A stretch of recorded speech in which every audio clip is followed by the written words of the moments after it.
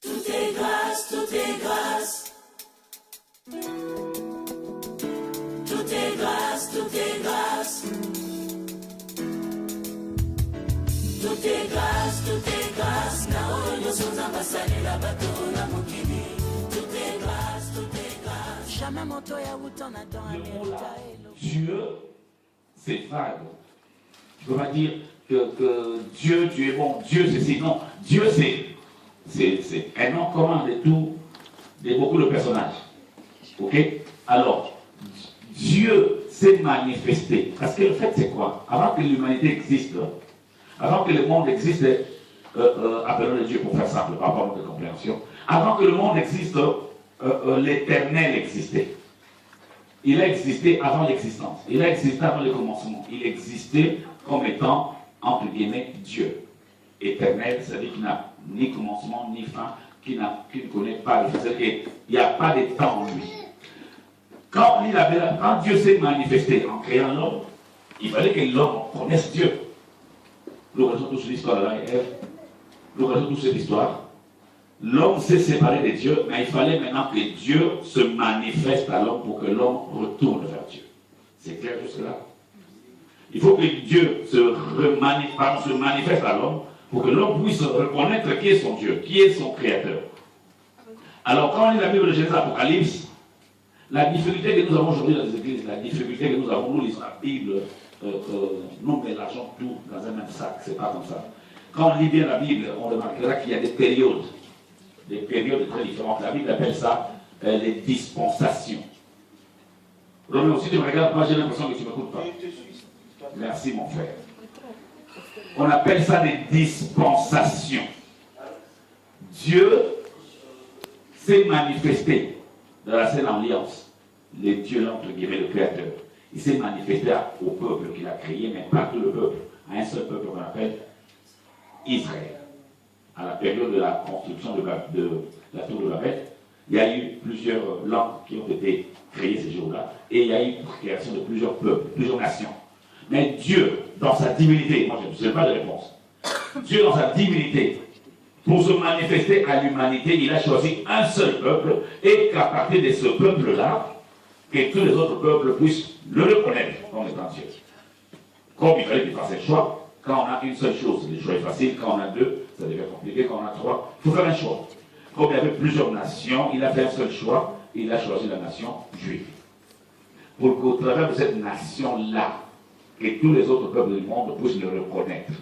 Et Dieu, dans sa divinité, il a choisi Israël comme une nation, son peuple, pour que par ce peuple-là, que lui-même Dieu se manifeste à toute l'humanité.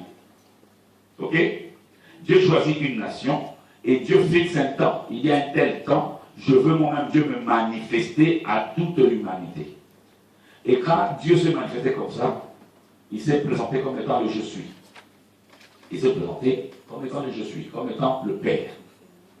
C'est le Père qui s'est manifesté. C'est une façon de se manifester. On appelle ça la première dispensation.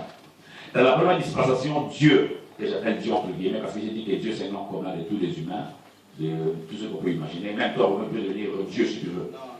Tu peux devenir Dieu si tu veux. Dieu, ce n'est pas le ciel. Hein. Dieu, ce n'est pas le Dieu qui est au ciel là, avec des barbes blanches comme ça. Dieu, c'est un nom commun.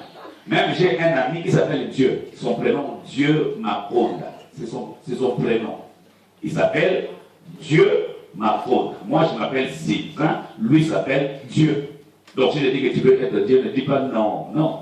Tu peux être Dieu. Mais pas Dieu créateur des cieux et de la terre. Il y a des gens qui s'appellent Petit Dieu. Ça, je connais un grand frère dans mon quartier qui s'appelait Petit Dieu. Je ne sais pas si vous connaissez des gens qui s'appelaient Dieu. Petit Dieu. Dieu donné.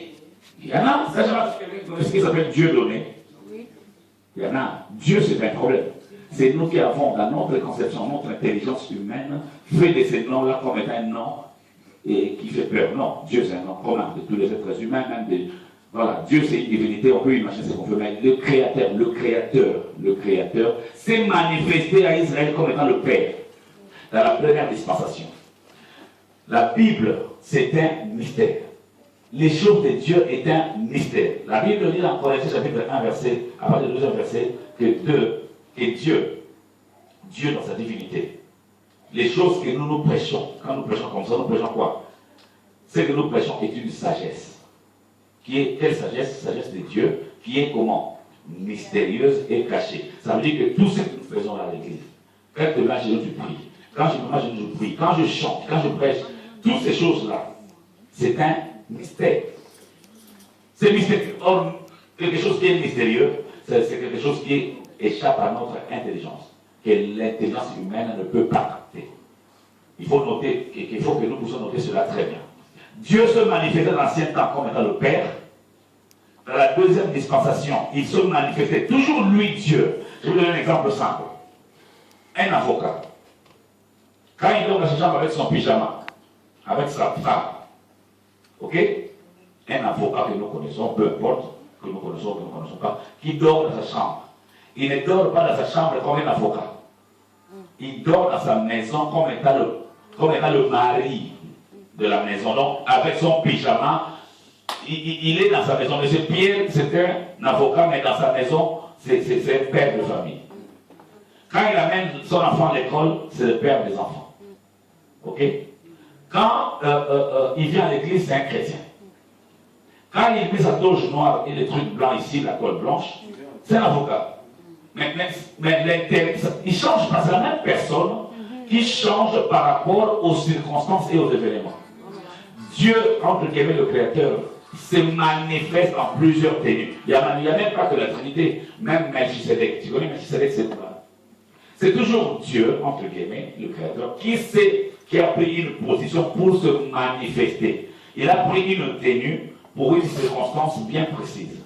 Donc le Père s'est manifesté à Israël comme étant Père, le Fils, qui est toujours la même personne, qui s'est manifesté comme étant le Fils, pour une mission, pour un but précis. C'était le but ou la mission de sauver l'humanité. C'est un mystère, ça échappe. Parce que quand être humain, je peux dire, mais comment lui, Dieu, peut mourir à la croix? Comment lui, Dieu, on peut l'insulter? Comment ça se fait que... C'est qui le frère Tony, le mari de maman Nicolas, m'a posé cette question l'autre fois. Il a dit, comment on dit que Jésus est Dieu, mais quand il est mort 3 jours, ça veut dire que le monde était incontrôlé, il n'y a plus de contrôle. Vous vous souvenez de cette question, non? Parce que c'était une bonne question. Et Jésus étant Dieu, quand il est mort, ça c'est encore une autre question, j'en parle là-dedans. Jésus s'est manifesté comme étant Dieu. Il est Dieu, il a pris une forme pour sauver l'humanité. J'ai dit en Jésus, il y a des choses. Il y a Jésus et il y a Christ. Et Christ, c'est tout ce qui est esprit, divinité, et Jésus, c'est tout ce qui est matière et sacrifice.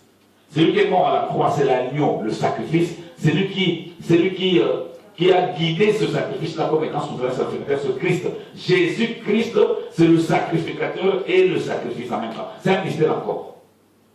C'est pour ça dit pourquoi c'est la chair qui a parlé, c'est le sacrifice qui a parlé. Il a même été incapable de descendre à la croix parce que à chaque fois qu'il marchait, il était collé. Il a dit l'Esprit de Dieu sur moi, il m'a vous connaissez l'histoire. Les jours de la croix, l'Esprit s'est détaché, il a senti ça, il a dit mais pourquoi tu m'abandonnes? Pourquoi tu sors de moi comme ça? C'est-à-dire que pourquoi on se sépare? Pourquoi Jésus restait la chair et l'Esprit à côté? Mais c'est quand un sacrifice va à l'abattoir, c'est lui qui prend le sang de l'animal, attend la mort de l'animal pour prendre le sang.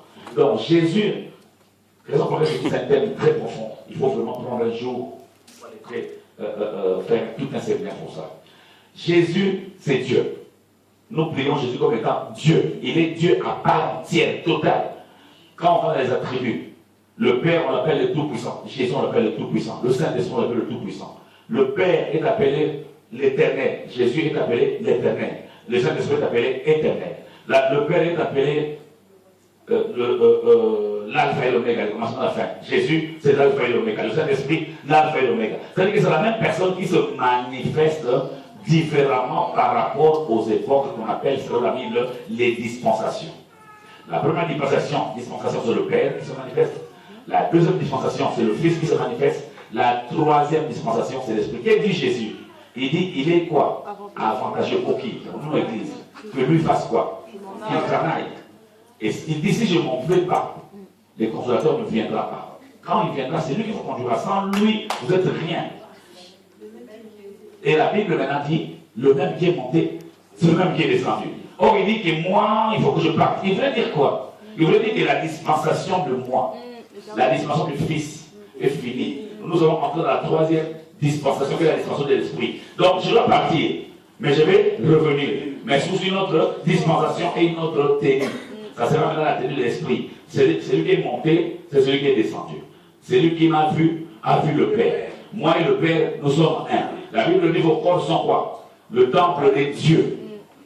La Bible dit encore quoi? Vos corps sont le temple du Saint-Esprit. Jésus a dit, j'habite en vous. Vous savez, ça fait bizarre. On comprend que le Père, le Fils, le Saint-Esprit, les trois vies dans une personne. Ce n'est pas les trois. C'est toujours lui, le Créateur, l'Éternel, qui habite dans la personne, mais sous différents angles. Ça dépend de comment on le prend. On va en développer. Que Dieu te bénisse pour cette bonne et belle. Tout est grâce, tout est grâce. Tout est grâce, tout est grâce. Tout est grâce, tout est grâce. Na onyo basali la bato na mokili. Tout est grâce, tout est grâce. Jamais moto ya wuton na don America eloko.